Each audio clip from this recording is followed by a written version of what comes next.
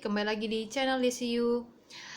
Melanjutkan yang tadi ya, kita sudah membahas tentang penyelenggaraan kegiatan akademik dalam keadaan new normal ini ya, tentang kalender akademik, gimana tatanannya, terus juga semuanya daring, online dan juga SP semester pendek. Sekarang saya mau bahas tentang publikasi artikel ilmiah tugas akhir mahasiswa. 2018 teknik kimia barulah ya, pertama kali angkatan itu semester 4. Lah, belum cukup umur. Siapa bilang? Teknik kimia buat aturan, habis dari semester 2 dia sudah punya dosen pra pembimbing untuk KP maupun penelitian, dan semester 4 dia punya dosen pembimbing pra tugas akhir. Kenapa semester 2 itu untuk KP dan penelitian basicnya dia sudah ada AI, alat industri kimia, pengantar teknik kimia, proses industri kimia, dan juga teknik penulisan ilmiah.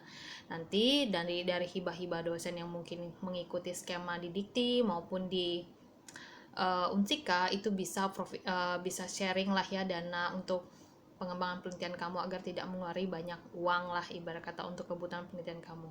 Sedangkan yang TA semester 4 itu basicnya dia sudah ada OPTK 1, operasi teknik kimia 1, lalu proses industri kimia 2 itu outputnya keluar bisa menghitung kapasitas pabrik, dan ada reaksi yang terlibat dalam suatu pabrik kimia yang misalnya dia mau merancang pabrik A, itu mungkin bisa pakai reaksi A, B, C, D, E, dan kawan-kawan, dan dari mana bukunya sudah saya jelaskan di video sebelumnya, yaitu di alat industri. Jadi mahasiswa saya di teknik kimia wajib menonton, bukan wajib ya, semua informasi tentang teknik kimia saya simpan di sana dengan harapan adalah untuk lulus 4 tahun itu butuh effort yang sangat besar, usaha yang sangat besar. Dengan demikian maka kamu pun harus berusaha dari sekarang agar tidak terlena dengan libur yang terlalu panjang. Jadi udah tahu ya yang semester 4 udah dibagikan ya, kita berapa tim segala macam itu udah diberitahukan. Jadi kamu siap-siap di sana. Nah, makanya itu ini saya sampaikan lewat video channel YouTube agar nanti mahasiswa 2020 itu tidak kaget semester 2 dia sudah punya dosen pra pembimbing KP dan penelitian. Untuk bagian memperhatikan saya skip, lalu bagian bawah sini, bahwa untuk meningkatkan kuantitas dan kualitas publikasi karya ilmiah mahasiswa, jenjang pendidikan program sarjana dan program magister pada skala nasional dan internasional sebagai upaya mengembangkan ilmu pengetahuan dan teknologi serta peningkatan daya saing universitas maka diperlukan. Magister itu S2 ya, dan itu namanya tesis. Kalau kita S1 skripsi, kalau S3 disertasi. Nah, jadi kalau hasil tesisnya itu dipublikasikan dalam bentuk artikel ilmiah ke jurnal nasional terakreditasi Sinta 2. Atau nih proceeding seminar internasional yang terindeks Scopus yang telah dipresentasikan. Itu yang S2.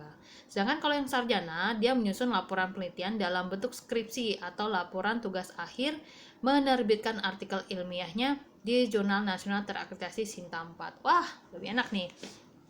Kalau yang mahasiswa teknik kimia, jadi ada 2 ya. Nanti hasil penelitiannya dipublikasikan di jurnal nasional terakreditasi Sinta 5. Nanti TA-nya karena kita tuh ada 2, ada penelitian dan juga ada tugas akhir ya. Itu dia, nanti dibantuin kok ya, tenang aja. Berdasarkan ketentuan berikut, maka letter of acceptance itu LOA dari pengelola jurnal sebagai salah satu persyaratan untuk mengikuti wisuda. Jadi kamu sebelum wisuda harus mencapai ini nih artikel yang terakreditasi Sinta ya. Kalau kemarin kan Ian saya ajarin untuk seminar nasional dulu aja, nggak apa-apa, nanti belajar lagi ke sana kok bisa. Pertama, jadi waktu wisuda dia sudah menyelesaikan itu, telah menyelesaikan sidang sebelum tanggal ditetapkan surat edaran ini. Jadi kalau yang sudah sidang ini baru keluar ya sudah, jadi nggak kena. Tapi kalau kayaknya masuk periode ganjil ini ya, bukan yang sekarang. Kalau sekarang kan udah ada anak yang sidang segala macam ya. Oke. Jadi nanti di jurnal di artikel ilmiah itu nanti ya nama mahasiswa adalah nama yang pertama dan kawan-kawan. Lalu melaksanakan sidang skripsi tesis bagi mahasiswa yang belum melaksanakan sidang sebelum tanggal ditetapkan. Oke. Lanjut. Bentar ya, agak turun ke bawah biar kelihatan. Seluruh ketentuan ini mulai dilaksanakan pada tanggal ditetapkan, yaitu tanggal 19 Juni. Oke, berarti 2018 teknik kimia kena aturan ini, udah pasti ya, nggak usah mikirin prodi yang lain, saya nggak ngerti masalahnya ya, nggak ngerti karena ada anak yang sudah sidang dan kawan-kawan. Demikian ketentuan ini disampaikan agar dapat dipahami secara seksama dan dilaksanakan sebaik-baiknya. Khusus kepada setiap dekan dimohon untuk menyampaikan informasi ini kepada sivitas akademika di fakultas masing-masing. Atas perhatian dan kerjasama yang baik kami ucapkan terima kasih. Ini namanya Bu Rektor yang baru. Rektor baru yaitu Prof. Dr. Sri Mulyani AKCA. Tembusannya wakil rektor bidang akademik itu wakil rektor 1, bidang umum keuangan warek 2, bidang kerjasama kemahasiswaan dan alumni itu warek 3, ketua lembaga, kepala biro, dan kepala PT. Kita buka lagi ya, masih ada halaman yang lain. Di sini standar operasional prosedur pelaporan publikasi artikel ilmiah hasil tugas akhir mahasiswa. Oke, ini cover ya kalau kita bilang ya. Jadi ini tuh kayak template ya. Satu ini template. Ya. Terus kita masuk ke sini. Apa nih? Agak sedikit ini ya. Wah, ini kita perbandingan nih kamera yang berbeda dengan yang kemarin. Hai. Ntar kita coba untuk oke. Harus disentuh ya agar dia lebih fokus. SOP pelaporan publikasi artikel ilmiah hasil tugas akhir mahasiswa. Tujuan SOP ini, SOP itu satuan operasi apa sih SOP ini? Takut salah lagi. Standar operasional prosedur SOP itu ya. SOP ini bertujuan untuk memberikan penjelasan mengenai tata cara melaporkan publikasi artikel ilmiah hasil tugas akhir pada program sarjana dan magister di lingkungan Unsika. Ruang lingkupnya adalah persyaratan prosedur dan tata cara mahasiswa dalam publikasi artikel ilmiah tugas akhir, pihak-pihak yang terlibat dalam publikasi artikel ilmiah tugas akhir mahasiswa. Definisi artikel ilmiah tugas akhir mahasiswa adalah hasil penelitian mahasiswa yang dilaporkan sebagai tugas akhir yang kemudian dipublikasikan dalam jurnal dan ditulis dengan memenuhi kaidah ilmiah dan etika keilmuan. Berarti kita penelitian aja nih teknik kimia ya. Publikasi ilmiah adalah artikel yang ditulis oleh mahasiswa bersama dengan dosen pembimbingnya. Mencerminkan nilai-nilai budaya ilmiah antara lain jujur, transparan, bebas dari kecurangan, dan upaya plagiasi untuk publikasi dalam jurnal ilmiah nasional terakreditas SINTA atau Proceeding Seminar Internasional Terindeks Scopus. Jurnal adalah bentuk terbitan yang berfungsi meregistrasi kegiatan kecendikiaan, mensertifikasi hasil kegiatan yang memenuhi persyaratan ilmiah minimum, mendiseminasikan secara luas kepada khalayak ramai, dan mengarsipkan semua temuan hasil kegiatan kecendekiaan ilmuwan dan pandit yang dimuatnya. Skripsi atau tugas akhir adalah karangan ilmiah yang wajib ditulis oleh mahasiswa jenjang S1 sebagai bagian dari persyaratan akhir pendidikan akademisi. Tesis adalah karangan ilmiah yang wajib ditulis oleh mahasiswa jenjang S2 sebagai bagian persyaratan akhir kegiatan akademisnya.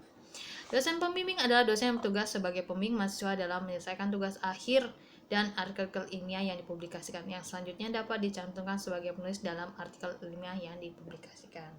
Ini bentuk perlindungan dari apa yang kamu kerjakan ya, seperti itu. Penggunanya siapa aja sih? Dekan fakultas, koordinator program studi, dosen pembimbing, dan mahasiswa. Dasar hukumnya ini syarat dan ketentuan. Syarat kelulusan program sarjana, dia wajib menerbitkan artikel hasil skripsi tugas akhir minimal di Jurnal Nasional Terakreditasi SINTA 4, kalau yang magister SINTA 2 atau Scopus. Bu, misalnya di atas ini boleh nggak SINTA 4? Bagus, lebih bagus lagi. Jadi gini, grade-nya itu ada 1, 2, 3, 4, 5, 6. Ini grade rendah. 4 ini kan, yang ini 2, SINTA 2. Kamu bisa ketiga, ini 3 sama 4 kurang lebih sama-sama ya. Kamu misalnya masuk ke SINTA 3 nih, bagus. Bisa ke SINTA 2, bagus. SINTA 1, bagus banget. Misalnya kamu mau masukkan ke Seminar Internasional Terindeks Scopus, bagus. Ini ada kata minimal. Jadi basic paling rendah adalah di sini. Tapi kalau misalnya S2 dia mau ke SINTA 4 dari Scopus, oh no, tidak boleh. Downgrade, upgrade boleh. Oke. Ya, jadi dilihat nanti skopnya oleh dosennya bagus kemana, ke jurnal K atau ke seminar ya, seperti itu. Dan ini kalau SINTA 2 ekivalen dengan Proceeding Seminar Internasional Terindeks Scopus. Oke, 7. Judul artikel tidak sama tepat dengan judul tugas akhir. Nah, nih hati-hati ya. Jadi nanti mungkin akan dibuatkan repositori untuk tugas akhir, laporan penelitian, laporan KP itu tidak boleh judul-judul itu sama persis dengan yang dibuatkan artikelnya. Jadi kamu punya penelitian, mau S1 atau S2, terus dijadikan judulnya itu judul, jadi apa? Jadi artikel. Kalau bisa jangan sama tepat ya, tidak boleh. Oke, penulisan artikel ilmiah tugas akhir mahasiswa diwajibkan menggunakan afiliasi Unsika. Iya dong, itu udah jelas. Misalnya gini, kamu sedang, kayak saya dah, sorry ya, saya sedang S3, terus sekolah, publikasi, itu tidak boleh menggunakan afiliasi Unsika, di mana tempat saya bekerja, tapi menggunakan afiliasi sekolah S3 saya. Misalnya saya sekolah ke kemana ya?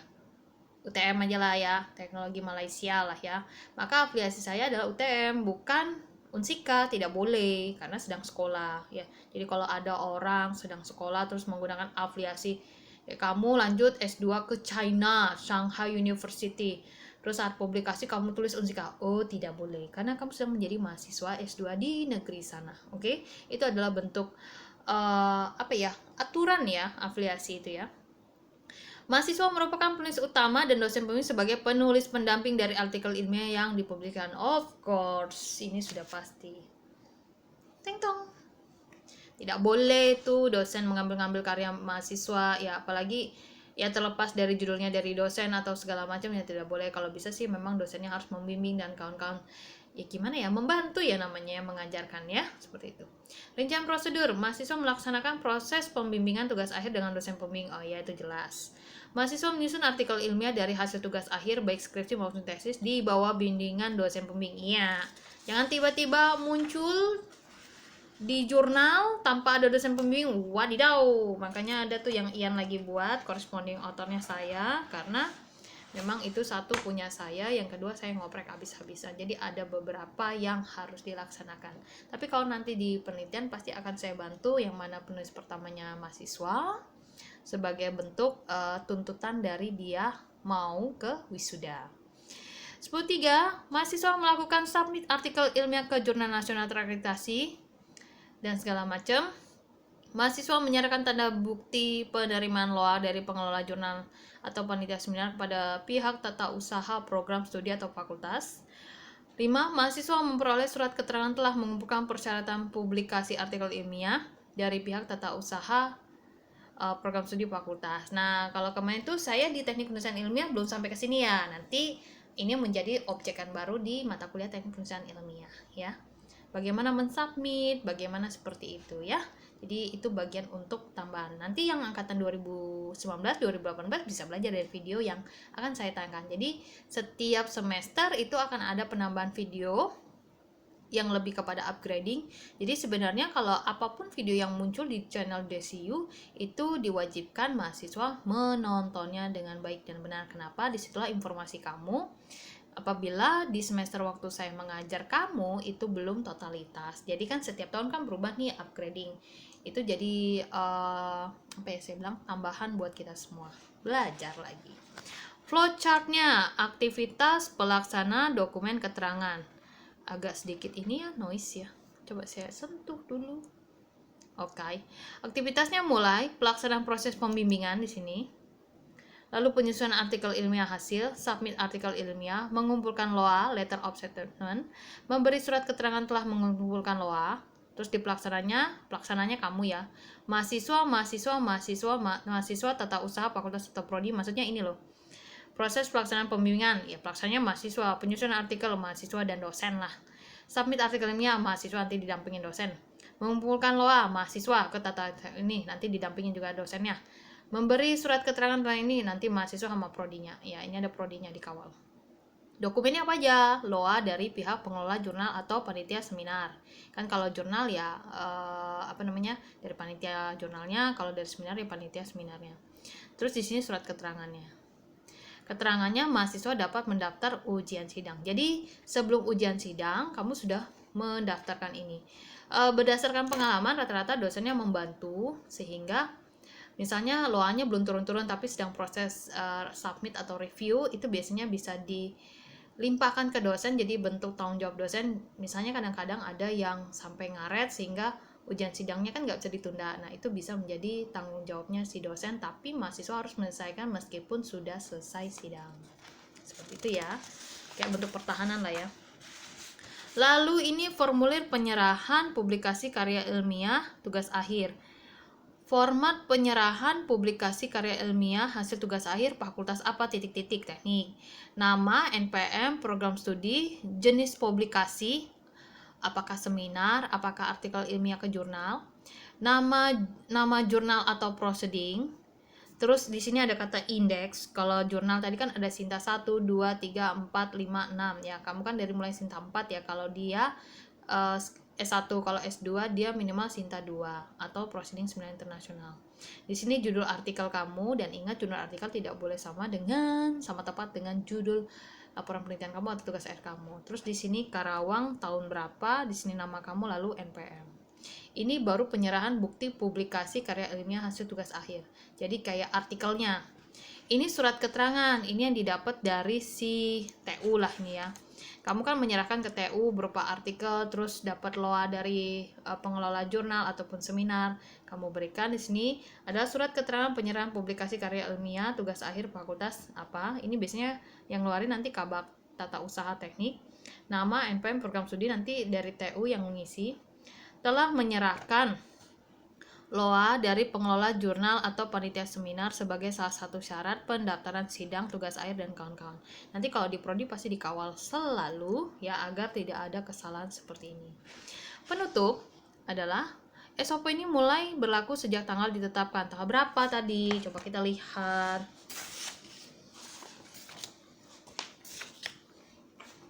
Jangan sampai salah.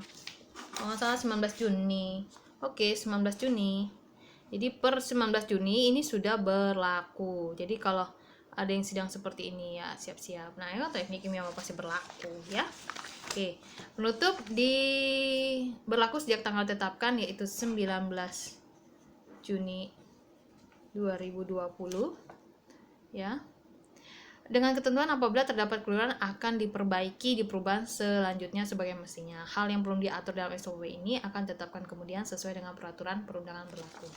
Ya ini bagus ya, maksudnya membuat output untuk kita semua lebih baik. Jadi penelitian dosen dengan mahasiswa itu berbeda. Jadi jangan sampai penelitian dosen diklaim di sana ya, gitu ya. Dan juga sebaliknya. Oke, itu aja dari saya hari ini tentang dua hal. Yang ini ada publikasi artikel ilmiah tugas akhir mahasiswa. Yang video sebelumnya ada akademik untuk Ganjil 2020-2021 termasuk SP untuk akhir semester 2019 ini. Terima kasih atas waktunya. Sampai jumpa lagi di channel DCU dan saya ucapkan selamat pagi.